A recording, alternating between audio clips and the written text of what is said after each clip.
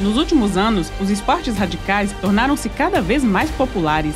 Embora no início essas modalidades fossem confidenciais, algumas se tornaram verdadeiros fenômenos sociais. Eles até se tornaram um ponto de venda para algumas grandes marcas. Mas e se eu lhe dissesse que não inventamos nada e que nossos antepassados praticavam esportes igualmente radicais, se não mais? Se você mergulhar na história, encontrará vestígios dessas práticas que ainda hoje inspiram os mais ávidos caçadores de emoções.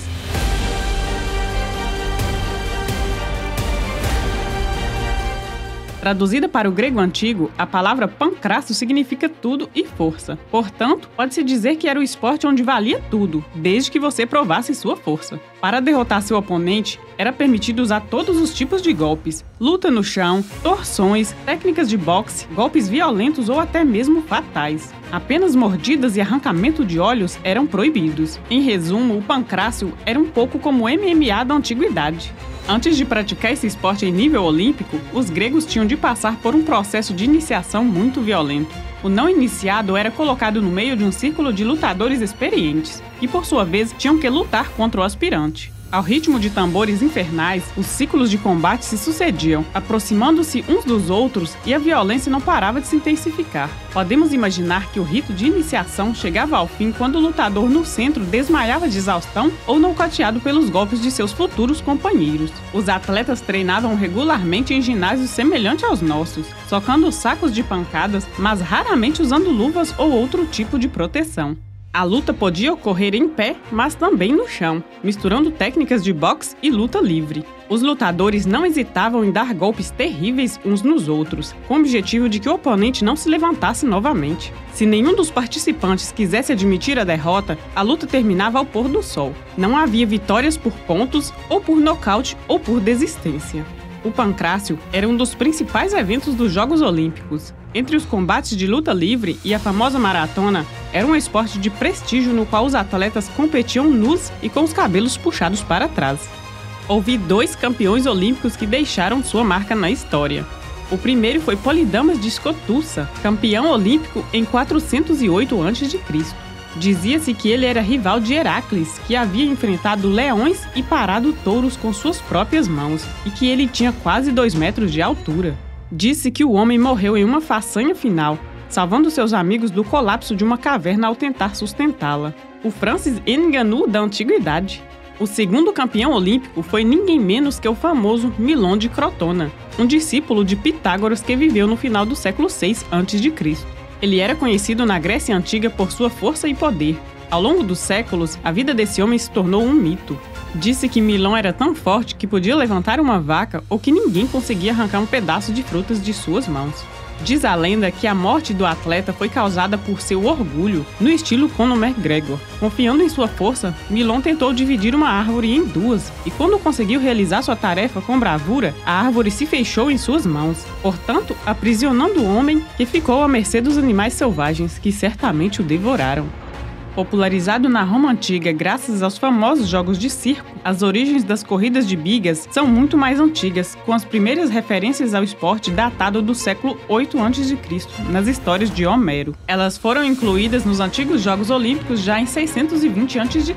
Foi durante o Império Romano que, de fato, as corridas de bigas geraram imensa euforia e se tornaram o esporte romano por excelência por mais de 1 milênio. As corridas de bigas, ou carruagens, eram organizadas por 4 facções rivais: os verdes, os azuis, os vermelhos e os brancos. Podemos dizer que eram a Ferrari, a Red Bull, a Mercedes e a McLaren da época. Todos os participantes se vestiam com as cores de suas respectivas facções. As carruagens com 2 rodas podiam ser puxadas por 2, 3 ou 4 cavalos dependendo da corrida. Durante uma corrida, podia haver de 1 a 3 bigas por facção, e as apostas eram feitas nas facções e não nos cavalos. Após a largada, o Hamilton e outros Verstappen antigos tinham de completar 7 voltas na pista, ou seja, 7,5 km de corrida, em referência aos 7 dias da semana e aos 7 planetas do sistema de Ptolomeu: a Lua, Mercúrio, Vênus, o Sol, Marte, Júpiter e Saturno. À medida que as rodadas avançavam, um dos 7 ovos eram removido da espinha, a pequena parte que dividia o circo em 2 seções, ao longo de toda sua extensão, para que os participantes soubessem que a corrida estava progredindo. Geralmente era nas voltas finais da corrida que a tensão atingia seu ápice. como em uma partida de futebol com os espectadores gritando em apoio às suas equipes. Os cocheiros não hesitavam em usar todos os truques possíveis para sair vitoriosos desses jogos mortais. Mortal de fato, porque a melhor maneira de vencer era chegar o mais próximo possível do centro e fazer uma curva acentuada para ultrapassar seus adversários. Exceto pelo fato de que, na maioria das vezes, os coxos batiam na espinha e era um acidente garantido para o culpado, mas muitas vezes também para os outros que seguiam próximos demais. É claro que o risco de perder a vida não se devia apenas à corrida em si, pois os cocheiros não hesitavam em bater uns nos outros. Mas, aparentemente, tudo valia a pena, pois o vencedor geral recebia grandes somas de dinheiro. O esportista mais bem pago de todos os tempos foi um famoso cocheiro do século II, Diocles, que obteve 1.462 vitórias em 24 anos e ganhou o equivalente a 400 milhões de dólares por ano, um total de mais de 10 bilhões. Isso é mais do que a fortuna de alguns dos imperadores de Roma. Neymar, Cristiano Ronaldo e Mbappé estão muito longe disso. Os torneios medievais podem ser imaginados como nos filmes ou romances. O cavaleiro vai conquistar o coração de sua dama. Embora haja alguma verdade nisso, é preciso fazer uma ressalva, pois os torneios eram originalmente muito violentos, piores que o Fortnite. Os torneios remontam ao século XI. O objetivo era canalizar as explosões violentas e os delírios de grandezas dos vários combatentes participantes. Duas regiões ou facções eram geralmente colocadas uma contra a outra em uma disputa livre que ocorria em um campo definido. O objetivo do jogo era capturar o capitão inimigo. O engajamento começava sistematicamente com um duelo entre os campeões das duas partes. Ao final desse duelo, começava o combate corpo a corpo, composto por nobres e plebeus, lutando com lanças, espadas e bastões, principalmente a cavalo. As estratégias eram então colocadas em práticas e os dois lados lutavam para conquistar o troféu. Após o término da partida, o vencedor poderia exigir um resgate para devolver o capitão. Esse era o segundo objetivo dessas partidas: ganhar dinheiro. A prática era extremamente popular, mas era praticada com armas reais que podiam ferir ou matar. Portanto, não era incomum ver pessoas gravemente feridas ou mortas. E houve muitas mortes. Embora esse esporte fosse originalmente tipicamente francês, ele se espalhou por toda a Europa. Na década de 1240, em um torneio em Neuss, na atual Alemanha, entre 20 e 60 cavaleiros perderam a vida durante uma partida.